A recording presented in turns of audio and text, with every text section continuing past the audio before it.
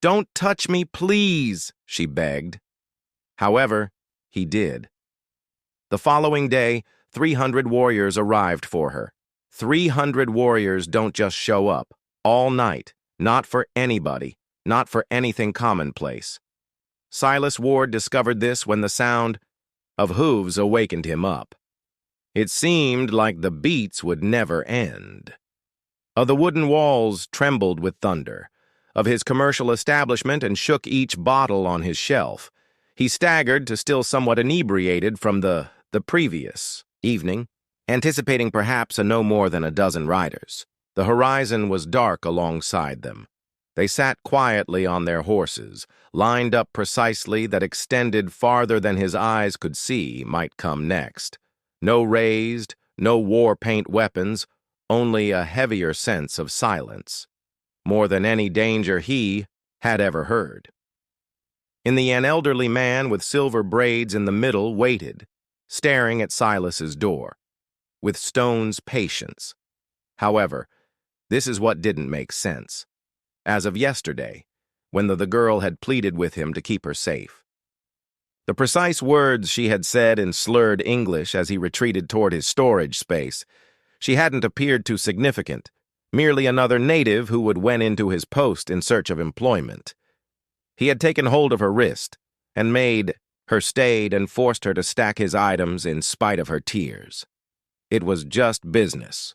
More. What brought them here then? Additionally, why could Silas see when he looked more closely that every warrior had a weapon, little, white, and fastened to their saddle, something that had a bone-like appearance? There was no sign of the girl, but on. There was a solitary eagle feather on his porch, positioned with ceremonial accuracy.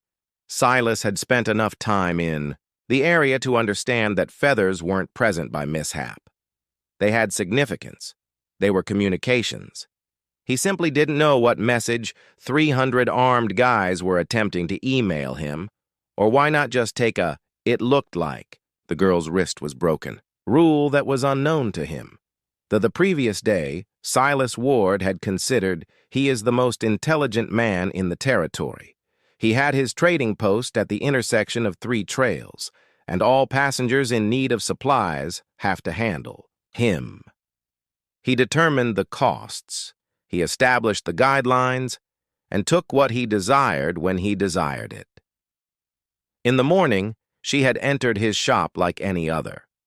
Another client, a young indigenous woman, perhaps 20, with long black hair in a braid down her back while sporting a basic dress. It had seen better days. She shifted, cautiously navigating between his shelves, making contact, nothing. Analyzing his products using the concentrated concentration of a person who had few funds to spend, Silas observed her from behind his desk, figuring. She was by herself, which was uncommon.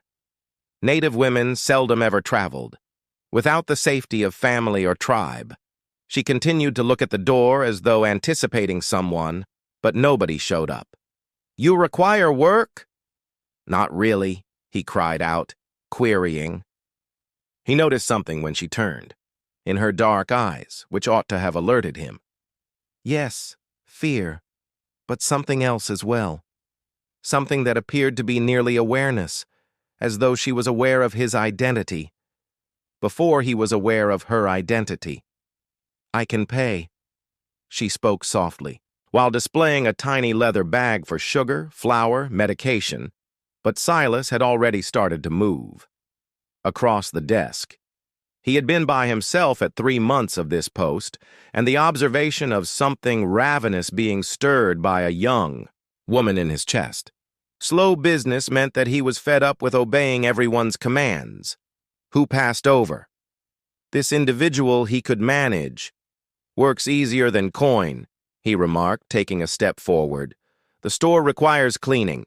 Items must be arranged." She retreated in the direction of the wall, her eyes becoming more terrified, sharper. "I have money, please. Just don't touch me, please." She. When he reached for her arm, he muttered. For just half a second, the words stopped him. Secondly, there was a desperate element in something that went, the way she stated it, above and beyond the realm of dread. Yet Silas had been consuming whiskey and alcohol since noon made him reckless, in every manner. Felt her attempt and yet gripped her wrist. To withdraw, she began to cry. Eyes. He dragged her and said, "You'll work," in the direction of the storage area. A few hours later, "You can purchase anything you require." Shocked him by not fighting him. Simply became quiet and motionless, like an animal, acting lifeless. But as he gazed, he noticed something in her expression that ought to have frightened him. Acceptance, not defeat, but submit.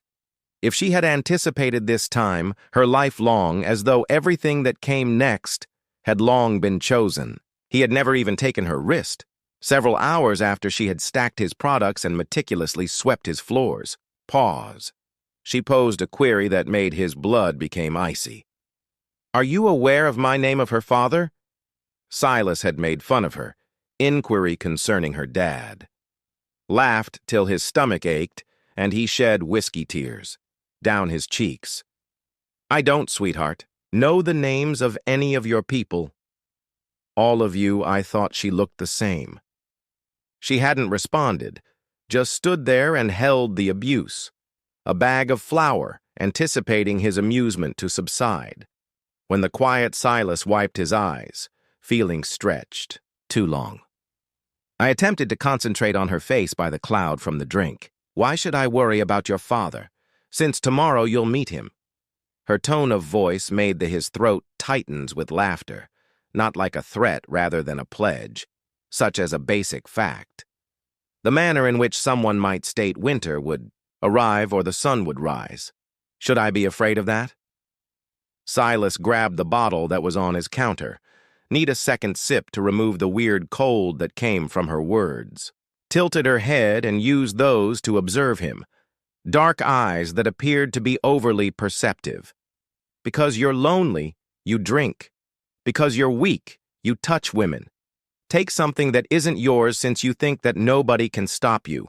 Every word struck as though it were a bodily blow. Not because despite their cruelty they were. "Indeed. Who are you two?" "My name is It's Ayana," she interrupted him. "Signifies enduring prosperity for my people's language. My dad picked it because he stated that I would outlive all that attempted to ruin me." There was something in her. Silas put down his bottle due to the tone. The reverent way she uttered her name and pride, like though it were heavy beyond easy. Recognition, as though it meant something to a significant individual. "Ayana," she said again, seeing his face. Cautiously, Crow Feather's daughter, the Mountain Wind Tribe's chief Silas's face drained of blood. Each that moniker was known to the territory's traitors. Crow Feather was in charge of the North. Determines which caravans reside, and which vanished into the he was the only man, even the mountain. The troops refrained from direct confrontation. "You're telling lies. At the age of 7, Ayana went on as though he hadn't said anything. "My sister was seized by a white settler who exploited my father, tossed her away like trash. 300 troops and set fire to his Ash's homestead." The man pleaded for clemency, provided horses, and made financial promises. He received the same leniency from my father as a man had displayed Silas's hands to my sister. Began to shake, he grabbed his revolver. However, Ayana sadly merely shook her head. "Now, violence won't assist you. You've already violated the holy rule. Holy law? I just forced you to labor. Didn't touch the daughter who wasn't marked. Of a leader without authorization is to declare her to be your woman. Declared in my eyes that you were my husband, of my people." Silas was struck by the words like a brutal assault. His legs failed him, and he fell against a container made of wood behind the counter. "I wasn't ignorant. I only learned that ignorance from my father. Is not innocent. A man who behaves in a way that, understanding the repercussions, must still be paid. For his destruction."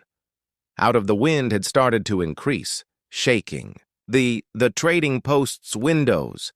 But beneath that noise continued the something more arrived with the nighttime breeze. There was something that brought Ayanna joy for the first time since going into his shop. Horses thundering in the distance. As night fell, the thunder became more intense. Fell, but the clouds weren't storms, generating the sound. Via his window, Silas observed torches emerging on the horizon, drifting in like fallen stars, ideal arrangement throughout the valley floor. The reverberation of hoofbeats off the walls of the canyon, growing till the earth itself appeared to be trembling. Ayanna had set up her position by the door. The terrified girl was gone. Who had pleaded with him to keep her safe, she remained composed and upright, as though she'd been anticipating this day all her whole life. She would tilt every 5 minutes, her head in the direction of the incoming noise, and give a small nod as if she were counting. How many? Something that only she could hear. With a cracked voice, Silas asked, "Boys, 300 as custom requires." "What?" "For putting your hand on your arm." "Crazy." Ayanna looked at him, and then he could see in the lamplight that she wasn't no longer the same individual who had entered his shop. There was an air of royalty in her posture now, something that mentioned ancient laws and bloodlines that white people, no man has ever bothered to try to comprehend. "You did not just touch my arm," she said. "You declared ownership," he remarked, softly. "In my society, when a woman without a mark is uninvitedly taken by a man from outside the tribe, marriage is the only option, or conflict. No intermediate ground exists." Checking, Silas fumbled for his